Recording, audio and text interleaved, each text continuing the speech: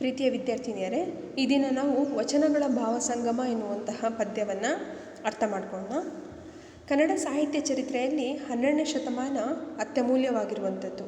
ವಚನ ಸಾಹಿತ್ಯ ನಮ್ಮ ಕನ್ನಡ ಸಾಹಿತ್ಯವನ್ನು ಶ್ರೀಮಂತಗೊಳಿಸಿರೋದ್ರಲ್ಲಿ ಒಂದು ವಿಶಿಷ್ಟ ಸಾಹಿತ್ಯ ಪ್ರಕಾರ ಅಂತಲೇ ಹೇಳ್ಬೋದು.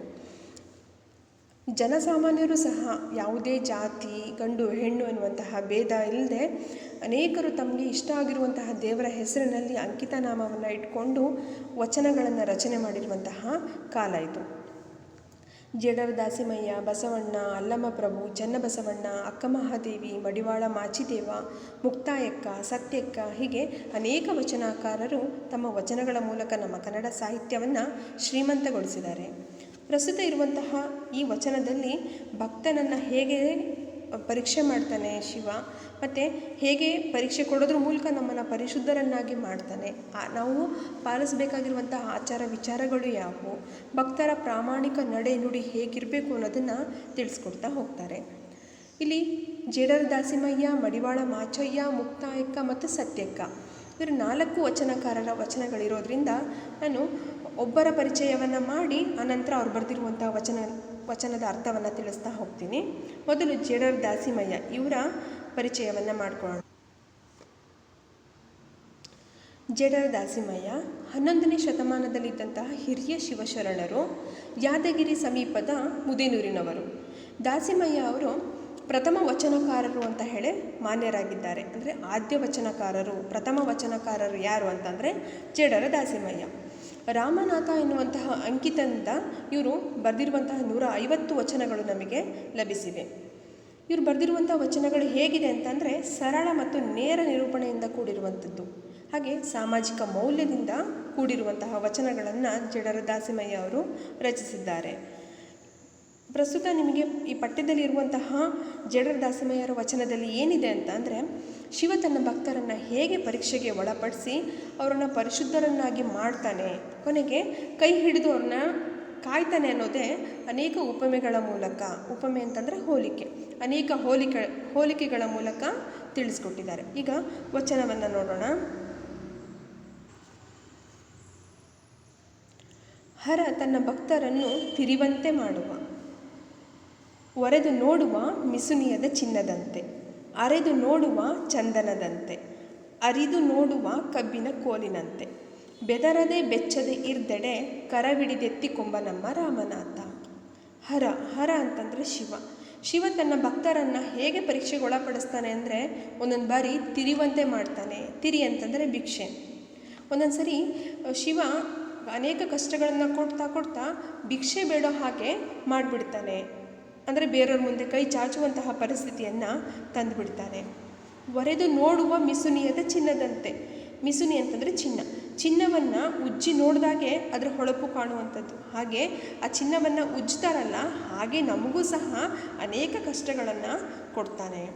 ಅರೆದು ನೋಡುವ ಚಂದನದಂತೆ. ಅರೆದು ಅಂತಂದರೆ ತೇಯುವುದು. ಚಂದನವನ್ನು ಅಂದರೆ ಶ್ರೀಗಂಧವನ್ನು ತೇಯ್ದಾಗೆ, ಗಂಧವನ್ನು ತೇಯ್ದಾಗೆ ಅದರ ತಿರುಳು ಲಭಿಸುವಂಥದ್ದು, ಅದು ಉಪಯೋಗಕ್ಕೆ ಬರುವಂಥದ್ದು, ಅದರ ಪರಿಮಳ ಹೊಮ್ಮುವಂಥದ್ದು. ಹಾಗೆ ನಮಗೂ ಸಹ ನಮಗೆ ತೇಯ್ತಾನೆ ಅಂತಂದರೆ ಕಷ್ಟಗಳನ್ನು ಕೊಡ್ತಾನೆ. ಶಿವ ಅನೇಕ ಕಷ್ಟಗಳನ್ನು ಕೊಡ್ತಾನೆ. ಅರಿದು ನೋಡುವ ಕಬ್ಬಿನ ಕೋಲಿನಂತೆ. ಅರಿದು ಅಂದರೆ ಕತ್ತರಿಸಿ, ಕಬ್ಬಿನ ಕೋಲನ್ನು ಕತ್ತರಿಸಿ ಅದರ ಹಿಂಡಿದಾಗೆ ತಾನೇ ಅದರ ರಸ ಲಭಿಸುವಂಥದ್ದು. ಹಾಗೆ ನಮಗೂ ಸಹ ಒಂದೊಂದು ಸರಿ ಅನೇಕ ಜೀವನಕ್ಕೆ ಪೆಟ್ಟುಗಳನ್ನು ಕೊಡ್ತಾನೆ. ನಮ್ಮ ಜೀವನನೂ ಸಹ ಹಿಂಡ್ತಾನೆ. ಸಾಕಪ್ಪ ಈ ಜೀವನ ಅನ್ನೋ ಥರಕ್ಕೆ ಅನೇಕ ಕಷ್ಟಗಳನ್ನು ಕೊಡ್ತಾನೆ.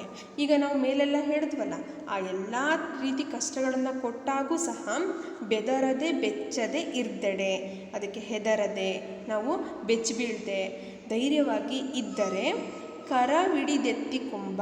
ಕರವಿಡಿದು ಎತ್ತಿಕೊಂಬ. ಕರ ಅಂದರೆ ಕೈಯನ್ನು ಹಿಡಿದು ಎತ್ತಿಕೊಳ್ಳುತ್ತಾನೆ ನಮ್ಮ ರಾಮನಾಥ. ಅನೇಕ ಪರೀಕ್ಷೆಗಳನ್ನು ಕೊಟ್ಟಾಗೂ ನಾವು ಅದನ್ನು ಧೈರ್ಯವಾಗಿ ಎದುರಿಸಿದ್ದೇ ಆದರೆ ಕೊನೆಯಲ್ಲಿ ಶಿವ ನಮ್ಮನ್ನು ಕಾಯ್ತಾನೆ, ಕಾಪಾಡ್ತಾನೆ ಅಂತ ಹೇಳಿ ಈ ಒಂದು ವಚನದ ಅರ್ಥ. ಅಲ್ಲಿಗೆ ನಾವು ಈ ವಚನದಿಂದ ಒಂದು ಅರ್ಥ ಮಾಡ್ಕೋಬೋದು, ಜೀವನದಲ್ಲಿ ಏನೇ ಕಷ್ಟಗಳು ಬರಲಿ ಅದನ್ನು ನಾವು ಧೈರ್ಯವಾಗಿ ಎದುರಿಸೋಣ, ಮುಂದೆ ನಮಗೆ ದೇವರು ಕಾಪಾಡ್ತಾನೆ ಅನ್ನುವಂತಹ ಒಂದು ವಿಶ್ವಾಸದಿಂದ ನಾವು ಜೀವನ ನಡೆಸಿದ್ದೇ ಆದರೆ ನಮಗೆ ಯಶಸ್ಸು ಸಿಗುತ್ತೆ ಅನ್ನೋದನ್ನು ನಾವು ಇಲ್ಲಿ ಅರ್ಥ ಮಾಡ್ಕೋಬೋದು. ಈ ವಚನ ಅರ್ಥ ಆಯಿತು ಅಂತ ಹೇಳಿ ಅನ್ಕೋತೀನಿ. ಈಗ ಮುಂದಿನ ವಚನ.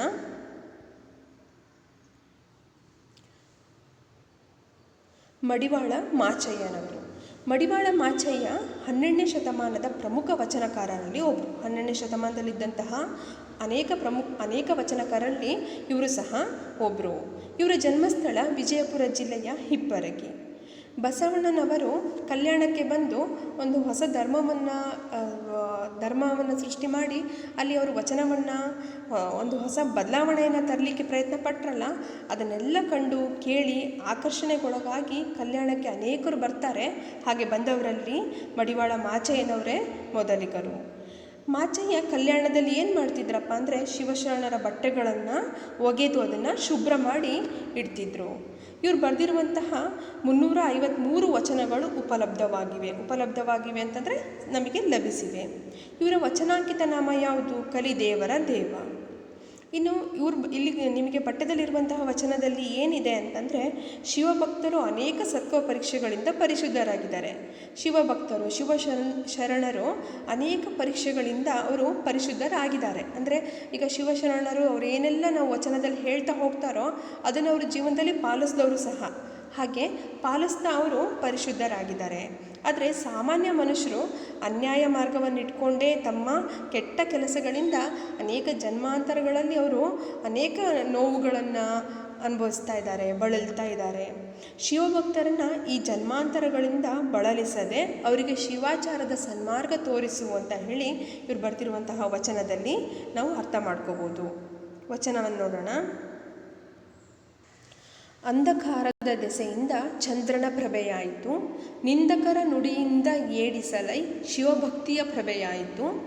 ಅಹುದೆಂದಡೆ ಅಲ್ಲವೆಂದತಿ ಗಳೆವರು, ಕುತರ್ಕ ಶಾಸ್ತ್ರದಿಂದ ಯಮಗತಿಗರ ಕೂಡೆ ನಾನಾ ಜನ್ಮಕ್ಕೇರದೆ ಶಿವಾಚಾರದ ಪಥವ ತೋರಯ್ಯ ಕಲಿದೇವರ ದೇವ. ಅಂಧಕಾರ ಅಂತಂದರೆ ಕತ್ಲು, ದೆಸೆಯಿಂದ ಅಂತಂದರೆ ಅದರ ಕಡೆಯಿಂದ ಅಂತ ಹೇಳಿ. ಕತ್ತಲ ಕಾರಣದಿಂದ ನಮಗೆ ಚಂದ್ರನ ಬೆಳಕು, ಪ್ರಭೆ ಅಂದರೆ ಬೆಳಕು, ಚಂದ್ರನ ಬೆಳಕು ಕಾಣ್ತಾ ಇದೆ ಅಲ್ವಾ? ಕತ್ಲಾದಾಗೆ ಅಲ್ವಾ ನಮಗೆ ಚಂದ್ರನ ಬೆಳಕು ಕಾಣುವಂಥದ್ದು. ಆ ಕತ್ತಲ ದೆಸೆಯಿಂದ ನಮಗೆ ಚಂದ್ರನ ಬೆಳಕು ಕಾಣ್ತಾ ಇದೆ. ಹಾಗೆಯೇ ನಿಂದಕರ ನುಡಿಯಿಂದ ಏಡಿಸಲೈ ಶಿವಭಕ್ತಿಯ ಪ್ರಭೆಯಾಯಿತು. ಶಿವಶರಣರಿಗೆ ಅನೇಕ ಜನರು ನಿಂದನೆ ಮಾಡ್ತಿದ್ರು. ಇವರೇನು ಯಾವುದೇ ಜಾತಿ ಮೇಲು ಕೀಳು ಏನೂ ಇಲ್ಲ, ಗಂಡು ಹೆಣ್ಣು ಭೇದ ಭಾವ ಇಲ್ಲ, ಎಲ್ಲರೂ ಸಮಾನರು ಅಂತ ಹೇಳ್ತಾರಲ್ಲ, ಇವರಿಗೆ ಇದು ಹೇಳೋದು ಹೇಗೆ ಸರಿ ಅಂತ ಹೇಳಿ ಅನೇಕ ಜನರು ಬೈತಿದ್ರು, ನಿಂದನೆ ಮಾಡ್ತಿದ್ರು. ಹಾಗೆ ಆ ನಿಂದಕರ ನುಡಿಯಿಂದ, ನಿಂದಕರ ಮಾತಿನಿಂದ ಏಡಿಸಲೈ ಅಂತಂದರೆ ಚೇಷ್ಟೆ ಮಾಡಿದ್ರೆ, ನಮ್ಮನ್ನು ಎಷ್ಟೆಷ್ಟು ಜನ ನಿಂದನೆ ಮಾಡಿ ಚೇಷ್ಟೆ ಮಾಡಿದ್ರಲ್ಲ, ಅದರಿಂದ ನಮಗೆ ಇನ್ನೂ ಶಿವಭಕ್ತಿಯ ಪ್ರಭೆಯಾಯಿತು, ಶಿವಭಕ್ತಿಯ ಬೆಳಕು ನಮಗೆ ಲಭಿಸಿತು. ಅಹುದೆಂದಡೆ ಅಲ್ಲವೆಂದು ಅತಿಗಳೆವರು. ಈ ಜನರನ್ನು ಮೆಚ್ಚಲಿಕ್ಕೆ ಜನಾರ್ದನ ಕೈಲೂ ಸಾಧ್ಯ ಇಲ್ಲ. ಹೌದು ಅಂದರೆ ಇಲ್ಲ ಅಂತಾರೆ, ಇಲ್ಲ ಅಂದರೆ ಹೌದು ಅಂತಾರೆ. ಹೀಗೆ ಹೌದು ಅಂತಂದರೆ ಇಲ್ಲ ಅಂತ ಹೇಳಿ ನಮ್ಮನ್ನು ಅತಿಯಾಗಿ ಅವಮಾನ ಮಾಡ್ತಾರೆ, ಬೈತಾರೆ. ಕುತರ್ಕ ಶಾಸ್ತ್ರದಿಂದ ಯಮಗತಿಗರ ಕೂಡೆ. ಹೀಗೆ ಕುತರ್ಕ ಅಂತಂದರೆ ನ್ಯಾಯವಿಲ್ಲದ ಮಾತು. ಆ ನ್ಯಾಯ ಇಲ್ಲದೆ ಇರುವಂತಹ ಅನ್ಯಾಯ ಮಾರ್ಗದಲ್ಲಿ ನಡೆಯುವಂತಹ ಜನರ ಜೊತೆ ಸೇರಿ ನಾನಾ ಜನ್ಮಕ್ಕೇರದೆ ಅನೇಕ ಜನ್ಮಾಂತರಗಳಲ್ಲಿ ಬಳಲುವ ಹಾಗೆ ಮಾಡದೆ ಶಿವಾಚಾರದ ಪಥವ ತೋರಯ್ಯ. ಶಿವನ ಆಚಾರ ಮಾಡ್ಕೊಳ್ತಾ ಅವನ ದಾರಿಲಿ, ಪಥ ಅಂದರೆ ದಾರಿ, ಅವನ ದಾರಿಲಿ ಹೋಗುವ ಹಾಗೆ ನೀನು ಮಾಡು, ಶಿವಾಚಾರದ ದಾರಿಯನ್ನು ನೀನು ನನಗೆ ತೋರಿಸು ಕಲಿದೇವರ ದೇವ ಅಂತ ಹೇಳಿ ಮಡಿವಾಳ ಮಾಚಯ್ಯನವರು ಕೇಳ್ಕೊಳ್ತಾ ಇದ್ದಾರೆ. ಇನ್ನೊಂದು ಸರಿ ನೋಡ್ಕೊಳ್ಳಿ. ಕತ್ತಲ ಕಡೆಯಿಂದ ಚಂದ್ರನ ಬೆಳಕು ನಮಗೆ ಪ್ರಾಪ್ತಿಯಾಯಿತು. ಹಾಗೆ ನಮಗೆ ಅನೇಕ ಜನರು ನಿಂದನೆ ಮಾಡಿ ಚೇಷ್ಟೆ ಮಾಡಿರೋದ್ರಿಂದ ಶಿವಭಕ್ತಿಯ ಒಂದು ಬೆಳಕು ನಮಗೆ ಲಭಿಸ್ತು. ಹೌದು ಅಂತಂದರೆ ಇಲ್ಲ ಅಂತ ಹೇಳಿ ಅನೇಕ ಜನರು ಅವಮಾನ ಮಾಡಿರ್ಬೋದು, ಬೈದಿರ್ಬೋದು. ಹಾಗೆ ಈ ಥರ ನ್ಯಾಯ ಇಲ್ಲದೆ ಇರುವಂತಹ ಅನ್ಯಾಯ ಮಾರ್ಗದಲ್ಲಿ ಅಂತಹ ಜನರ ಜೊತೆ ಸೇರಿ ನಾವು ಅನೇಕ ಜನ್ಮಾಂತರಗಳಲ್ಲಿ ಬಳಲುವ ಹಾಗೆ ಮಾಡಬೇಡ. ನಮಗೇನು ಮಾಡು, ಶಿವಾಚಾರದ ಪಥವ ತೋರಿಸು, ಶಿವನ ಸನ್ಮಾರ್ಗದಲ್ಲಿ ನಡೆಯುವಂತಹ ದಾರಿಯನ್ನು ತೋರಿಸು ಕಲಿದೇವರ ದೇವ ಅಂತ ಹೇಳಿ ಮಡಿವಾಳ ಮಾಚಯ್ಯನವರು ಕೇಳ್ಕೊಳ್ತಾ ಇದ್ದಾರೆ. ಅಲ್ಲಿಗೆ ಈ ವಚನ ಅರ್ಥ ಆಯಿತು ಅಂತ ಹೇಳಿ ಭಾವಿಸ್ತೇನೆ. ಇವತ್ತಿಗೆ ಈ ತರಗತಿಯಲ್ಲಿ ಈ 2 ವಚನಕಾರರ ವಚನವನ್ನು ಅರ್ಥ ಮಾಡ್ಕೊಂಡ್ವಿ. ಮುಂದಿನ ವಚನವನ್ನು ಮುಂದಿನ ತರಗತಿಯಲ್ಲಿ ನಾನು ತಿಳಿಸ್ಕೊಡ್ತೇನೆ. ಧನ್ಯವಾದಗಳು.